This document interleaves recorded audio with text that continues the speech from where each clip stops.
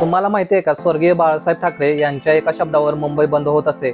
परंतु बाळासाहेब ठाकरे यांच्या आधी एक असा नेता होता जो पूर्ण मुंबई बंद करू शकत होता. तो म्हणजे जॉर्ज फर्नांडिस.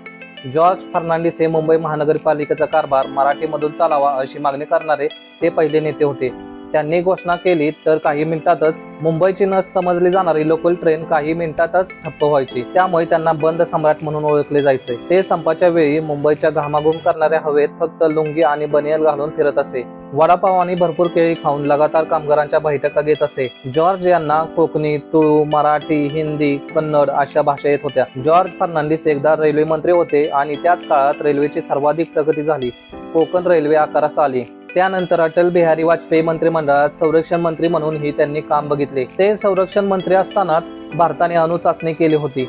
नितीन गडकरी जॉर्ज फर्नांडिस यांना आपला आयकॉन मानतात. अशा या नेत्यासाठी एक लाईक तर बनतोच.